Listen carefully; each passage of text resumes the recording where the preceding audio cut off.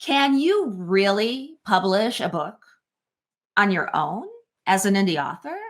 What the heck is indie publishing anyway? I mean, if you're a reader, do you eventually want to segue and someday become a writer yourself? How is this space, this industry, been disrupted over the years? You probably have heard that people are self publishing books more than ever before. It was around 2008 that the publishing world was democratized and the self publishing revolution evolved into a culture all on its own. We call them the writing community, and we say writers unite. It's a really cool vibe. And that's why it's so awesome today that we're talking with Jim Azevedo. He was there at the very beginning, and he still very much is there in this robust, thriving, and never boring world of indie publishing. So if you're an indie author or thinking about becoming one or curious to know what's going on in this industry, then let's get into it. Jim, hello. Welcome to the show. Hey, Desiree, thanks for having me. It's so exciting to be here. Well, I'm excited to have you. So you started, I'll let you maybe explain your trajectory a little bit more, but you started with a company that was called Smashwords and has now been merged with, or there was an amalgamation of sorts that happened with Draft to Digital. And so when I say you were there in the beginning, you were there with Smashwords when that first started. So can you kind of set the stage and tell us a little bit about the history of the publishing or indie author world, as well as your history? How far do you want me to go back? Well, maybe we can go back even a little bit farther than 2008, because there was a lot of things happening back even earlier. Yeah, tell us about that. Okay. So the funny thing is, a lot of people don't know this. So Smashwords was founded back in 2008 by a fellow named Mark Coker. But what folks don't know is that Mark and I met way back in the early 90s doing high-tech PR in the Silicon Valley. We kind of departed, split ways amicably. He owned a PR agency. And I think it was around 2003, he began writing this novel that he co-authored with his wife called Boob Tube. And it was the satirical look at the shady underbelly of Hollywood celebrity. And, they decided they wanted to write this book and get it published and how fun this would be. Let's see if we can do it. They were fortunate enough to get representation from a top literary agency out in New York. And then they were thinking like, oh, we've got it made now. This book's going to be published. We're going to become bestsellers. It's going to be awesome. And they loved their agent, and their agent shopped that book around and shopped it around and shopped it around and spent 2 years shopping it to all the major publishers. And every single one of them came back and said, no, sorry, it's just not going to work out for us. And at that point, that's when Mark Coker realized, like, hey, I think publishing's business model is antiquated. They can't afford to take a risk on every author. I wish somebody would try to fix this. But then he realized, well, maybe I'm not somebody. So in 2005, he began working on the business plan for Smashwords. And in 2008, Smashwords was launched as a way to help any author anywhere in the world who had access to a computer, a word processor, and the internet. It allowed them to self-publish an ebook and then distribute that ebook to online retailers. And I didn't join the company until 2011, when it was just starting to take off. So I left the tech industry and entered the publishing industry after about 15, 20 years in tech, which was terrifying. It's always scary to leave one job and go to another job, but when you leave one industry and go to another industry, it was terrifying. But the publishing industry, I love it here. And it really has evolved so much over the years, like you're describing. Sure, I remember way back, and it was probably around 2008 or so. Howard Rosenberg, he was the TV critic for the LA Times at the time. And I was working in radio, and he came in for an interview, and I mentioned self-publishing a book, and he was like, that's the equivalent of doing porn in the entertainment world. Don't do that. But it just goes goes to show you how much the industry has changed and the attitudes toward it. Because in those early Yeah. days, it was very much, you heard the term vanity press or vanity Yep. publishing. That's what it was Oh yeah. considered. Yeah.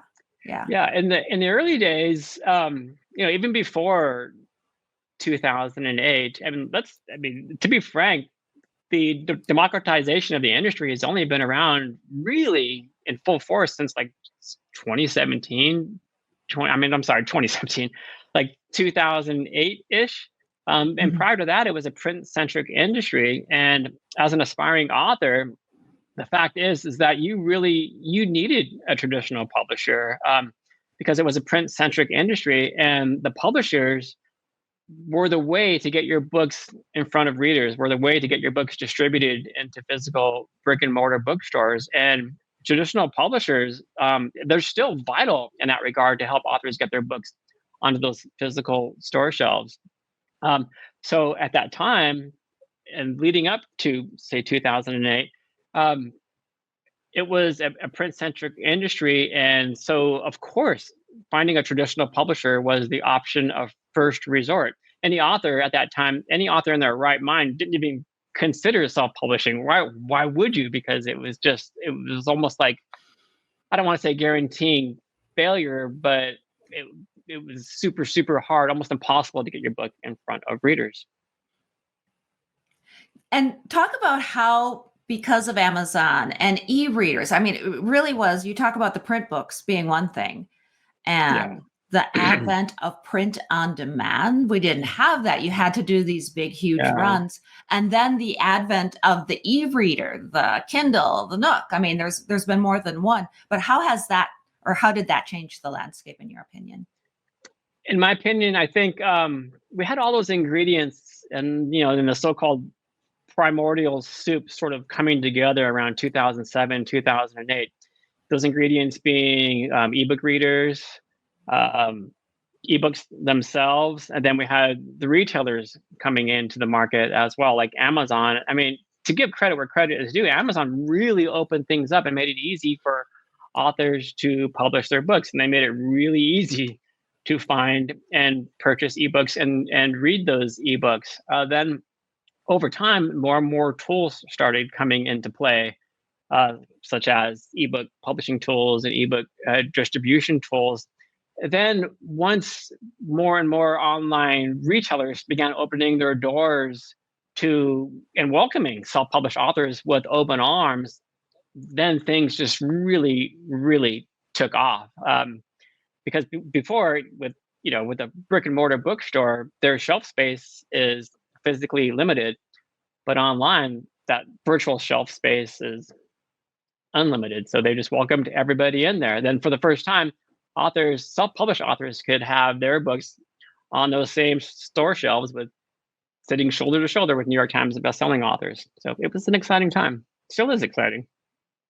Yeah, it is. I want to talk to you about where the future is going. But first, Okay. especially being somebody from the Silicon Valley and that culture, that startup tech culture, Aye, just that aye. invigorating, you go for it. You just throw caution to the wind and you run as fast as you can. And I think that is indicative of the spirit. It's that entrepreneurial spirit, and that's what you see in a lot of the writers today. But I'm curious about the writing community. I Yeah. know I too, I worked in other industries, and every industry would be like, oh, this industry is like nothing else. This is the best industry. But you want to know what? I mean it 100% when I say the writing community, other writers, the way they support each other and lift each other up, it Mhm. really is not like any other. Thoughts on how community is impacting the industry? Yeah, it's really something, and I agree with you wholeheartedly about the community and the publishing industry at large, and especially within the indie writing community.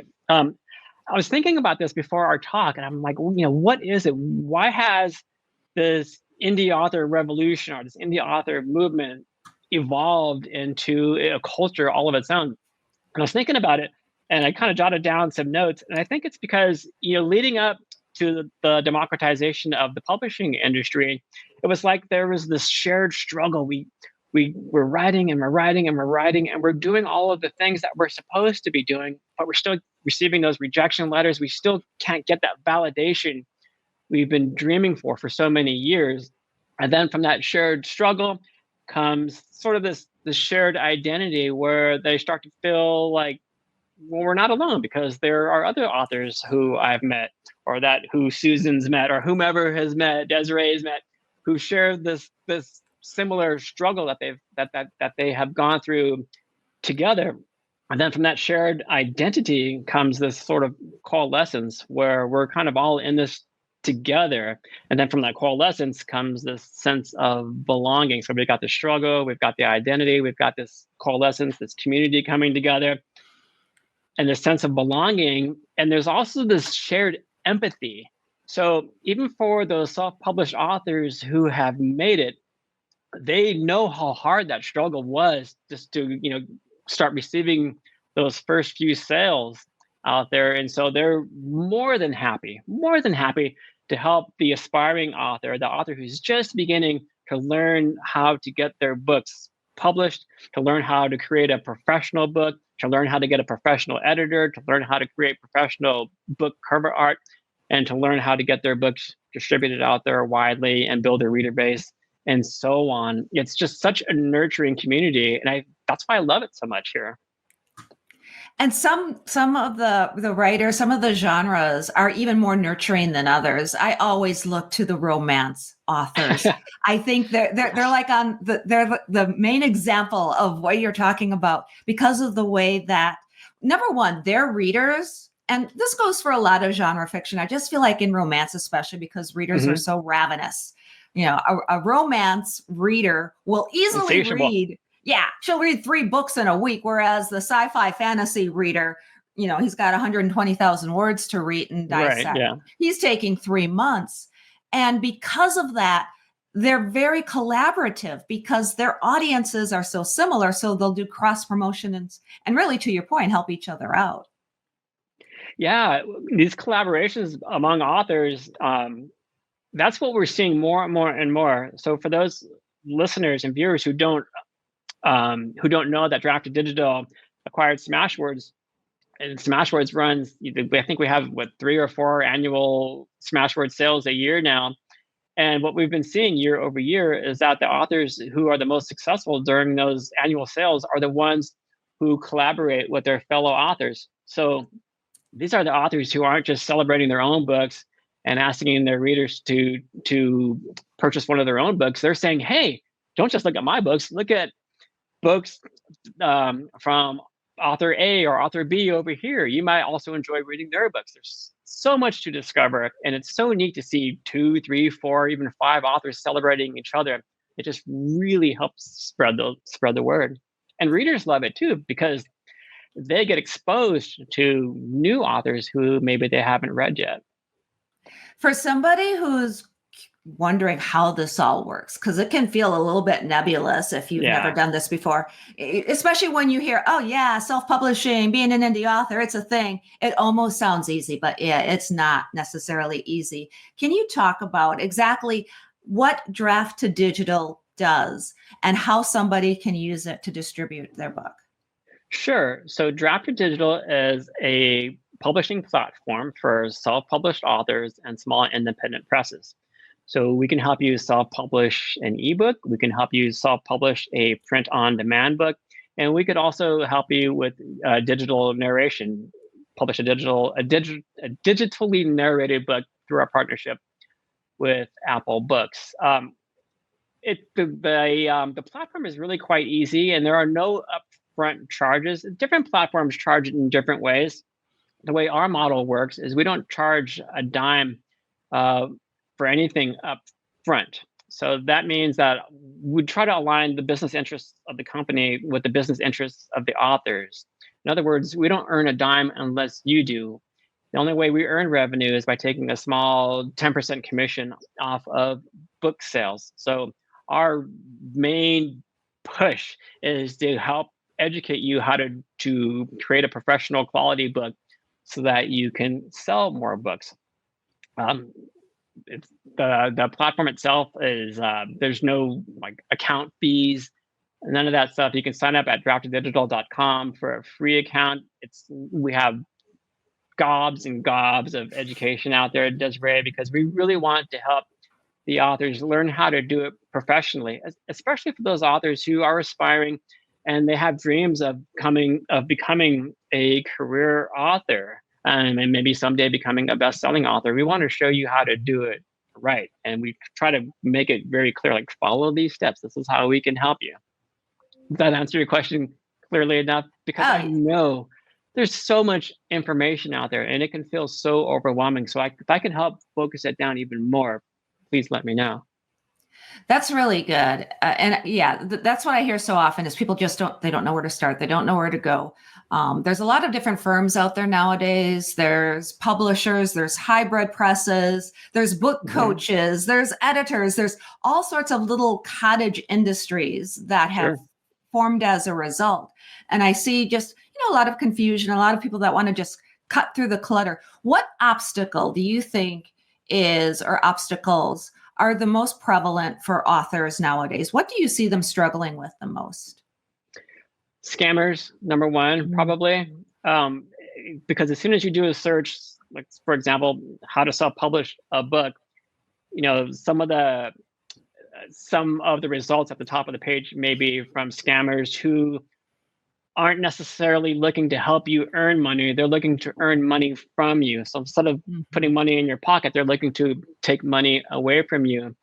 I've literally heard multiple times from authors who've said that, I've spent $5,000, $10,000. I think the highest I've ever heard was $20,000 paying a vanity publisher $20,000 to publish one book.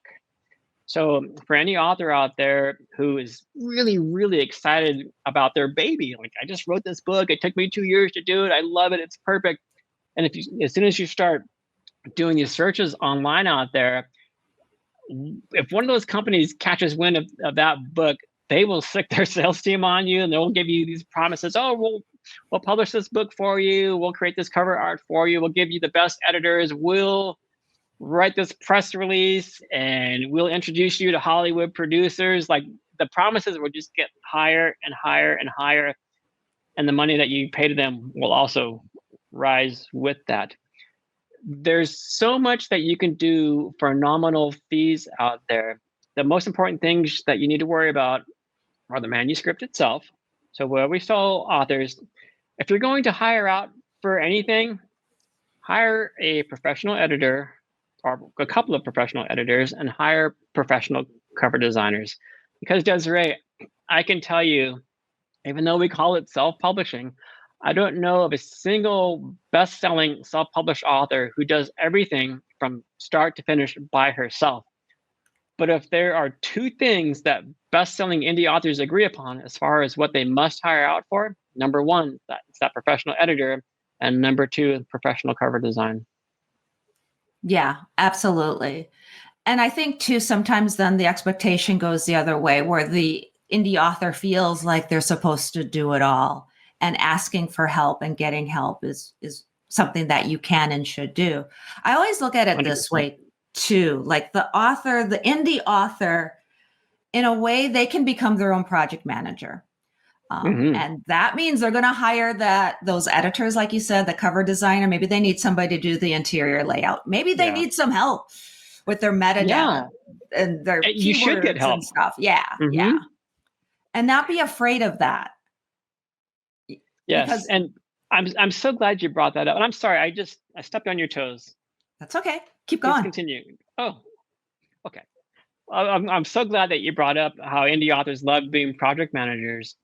Because once they kind of get into this and they start learning about the industry, do you know what the number one favorite advantage that best-selling indie authors always claim? What their favorite thing about being best-selling, or I'm sorry, what their favorite thing about being an indie author is? What's that? Can you guess? It's control. It's control. Because as an indie author, like, you've got so many different advantages. Like, you can earn higher royalties. You have near instantaneous access to global distribution through, print on demand publishing and distribution and ebook distribution. But you retain 100% creative control over everything. That means that you get to decide when your manuscript graduates to become a published book, but you also have final say of what the price of your book is going to be. You have final say of what your cover art is going to look like. You have final say over what your book description and what your blurbs are going to be, like all of it. And you also get to decide, who that professional cover designer is going to be, and who your editor is going to be, and all of it from start to finish. It sounds like a lot, but once you get into that, you become this entrepreneur. It can be a big trade-off too. There are a Mhm. lot of small presses out there, even hybrid presses, and a lot of Sure, them do great work. I know absolutely. my marketing firm, for example, we do PR marketing. There are some authors who couldn't do their metadata if their life depended on it. That's just not their skill set or something Yeah. that they're familiar enough with. So we're always happy to help those type of folks out. But then you have the folks out there, to your point, that are out there and they're doing it themselves. And then I also see the ones that somehow get caught up in the middle. They get Hmm. caught up with a press, and it's a legitimate press, but they still, to your point, they lose control. And I've seen Yeah, some not so great book covers come from small presses. And I've for seen their sure. launch dates and their strategies not quite align with what you should do in order to then generate the publicity for it. So, in some cases, dare I say that even if you are with a publisher, you might not necessarily, to your point, have the control that you need. And it might not be the dream that you thought, because we Yeah. have that dream. We got the agent, we got the book deal, and everything is going to be a cakewalk from there. And then you realize that it's not exactly what you thought it would be.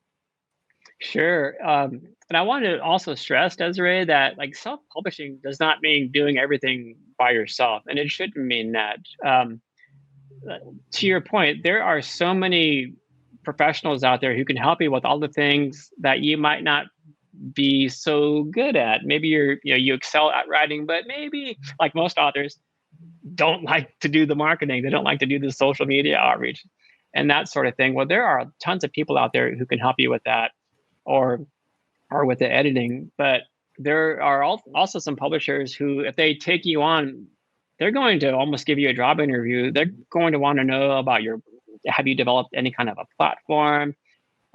Because a lot of the outreach and the interaction with readers and the promotions is going to fall on your hands.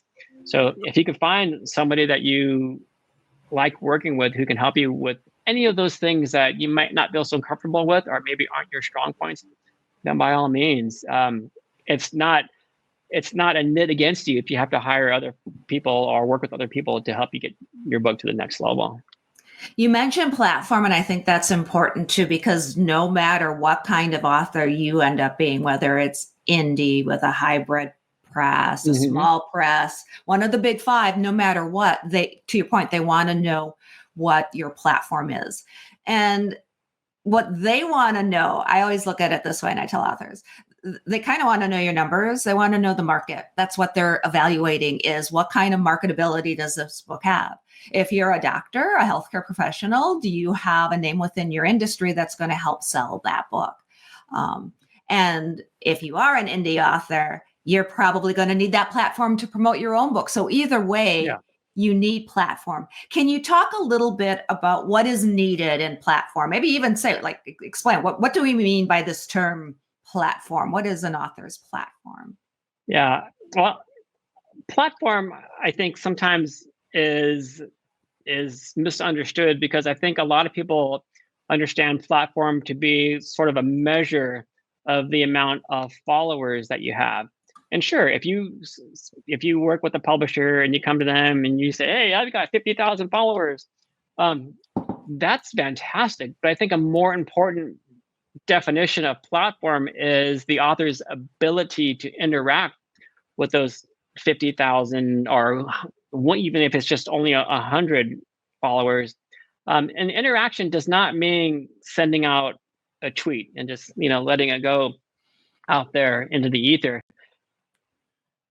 the most important thing, and another one of the advantages of authors today is your ability to interact with your fans. Indie authors, or authors in general, they're the ones who have that ability to interact with their readers, to really speak with them. And I think one of the most important things you can do is to start an email newsletter list, because as you grow throughout your career, your subscriber list to that newsletter is going to grow with you. So even if you only have 10 subscribers today, in a few months, in a year, that's going to grow to 100 and then 1,000. And it's going to be, believe it or not, faster for you to get to that second 1,000 than it was for you to get to that first 1,000. No matter what happens to the social media platforms, let's say that you have 2,000 email newsletter subscribers, and let's say you've got 3,000 Facebook followers or Instagram followers. Well, if something happens to the algorithms at Facebook or Instagram or Book Talk, or anything else out there, and that platform goes away, even if it's just temporary, your email newsletter subscriber list will stay with you for your entire career, even if you switch to different newsletter platforms out there. And that is a measure of your ability to communicate with your readers. The ones who organically subscribe to your newsletter, they're subscribing to it because they want to hear from you. They want to know about your next books that are coming up. They want to know about your hobbies. They want to know what makes their favorite author's mind do the things that it does. They want to connect with you, and there's no better way to do that than through an email newsletter and to build your platform. So a measure of your ability to connect with your readers is how I like to define platform. Preach. I could not agree more with that. And you come full circle, Jim, because it comes back down to this idea of community and Absolutely. networking. And it's not just networking with other writers, but networking with those readers. Because I do feel like when you're a reader, chances are you want to become a writer one day. And if you're a writer, you obviously need to be a reader.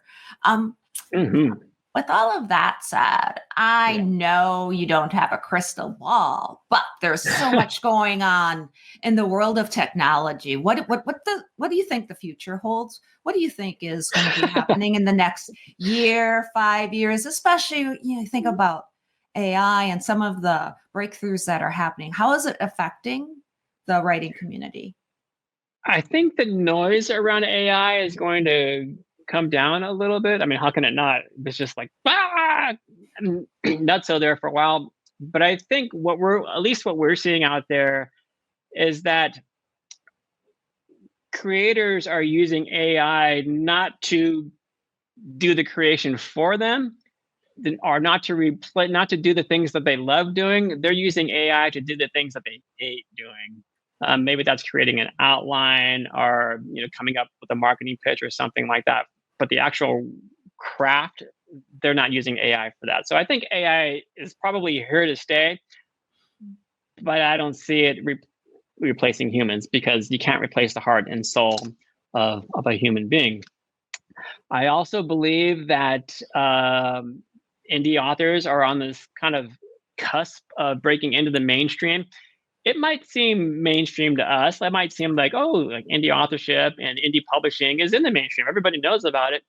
I don't think so. I think, I'm in this little fishbowl of indie publishing, but I think, most people on the street, they don't know what it is. They don't know how to publish a book. They know that there are some large traditional publishers out there, but I don't think that they know that there's this swell coming up of more and more writers breaking into the market.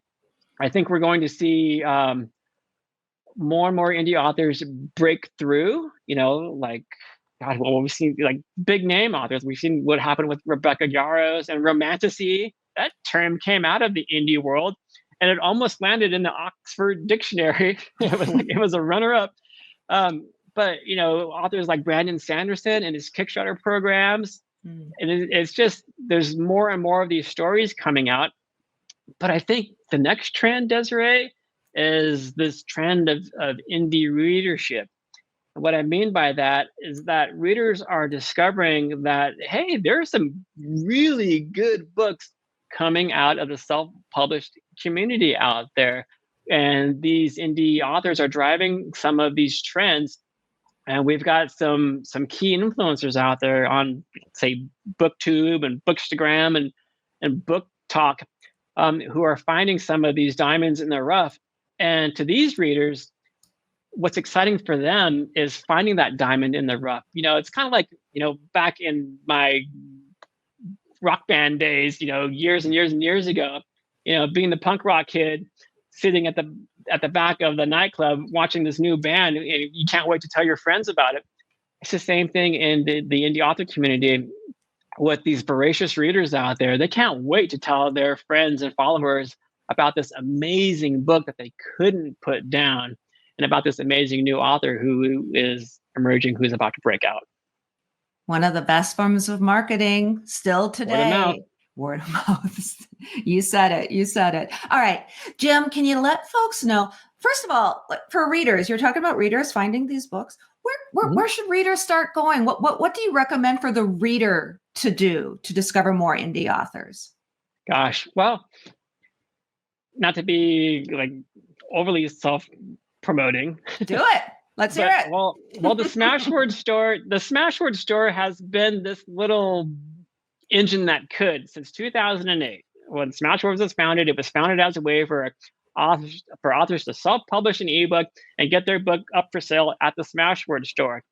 And then once we discovered that global online ebook retailers were accepting self-published books, we pivoted Smashwords to focus on distribution. And we kind of just let the Smashwords store alone. We didn't do much to promote our own store. But the Smashwords store kept growing and growing and growing and growing.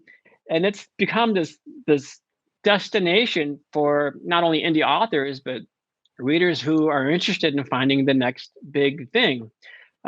We had just written a blog post on the 2024 year in review at Drafted Digital, which of course also covered the Smashwords store. And listen to this. Right now, ebook sales industry-wide are relatively stable. They're kind of flat. They're kind of like this. But at the Smashwords store, they've been growing year over year over year for the last 8 years, consecutively. And then 2024 sales grew 20% over 2023. So there's something happening there. The little store is growing. I think what's happening is that indie readership that we were talking about. But some of the best-selling self-published authors have their books for sale at the Smashwords store. So that's a good place to start. But if you're reading and you've got an Apple device and you love Apple books, there are plenty of self-published authors at Apple Books. There are plenty of self-published authors at any of the online retailers, Kobo, Barnes & Noble, Amazon. So the best thing is to do is just go out there, talk to your friends, see who they're reading. Dig into it. Yeah. Dig into it. All right, Jim, we could do this all day. Give folks out there that are authors then, let them know where to go to find out more about Drafted Digital, and give everybody, if you'd like, your social media details as well so they can follow you online. Okay. You can go to draft2digital.com. That's DRAFT, the number 2, digital.com. It's a free account. You can sign up for a free account. If you don't sign up for a free account, you can still access our blog, our FAQ to find anything you want to know about how to self-publish a book. You can find more information about Drafted Digital on YouTube, on Facebook, on Instagram. You don't want to follow me on. I'm the worst on Facebook. I'm kind of a lurker. I don't go on very often. And when I do, it's for like 30 seconds at a time. But look up Drafted Digital on those different social platforms. And every now and then I will chime in and check on things and say hello. Excellent. I do love reading your articles and your blog posts. Jim, thanks so much for being with us today on the Books That Make You show. Oh, Desiree, thanks for the invitation. It was a joy to be here. You bet. We're going to have you back again. And thank you, everybody, for being with us on the Books That Make You show. You can Go to our website at booksthatmakeyou.com, discover more amazing books and authors and interviews like the one we just had with Jim. And you can also sign up for the Webby Award-winning Books That Make You newsletter. Follow us. We're on Facebook and Instagram, and we promote the Book Fest. By the way, Jim has been a speaker at the Book Fest, so you can look up some of those past Book Fest programming. And also, please do me a favor and subscribe to our YouTube channel. Ring the bell, make some comments down there. It all helps to grow the channel. Until next time, all of my bookish buddies, please do me one favor. Enjoy all of the books that make you who you are. Books make you hope. Books make you dream. Books make you laugh. Books make you scream.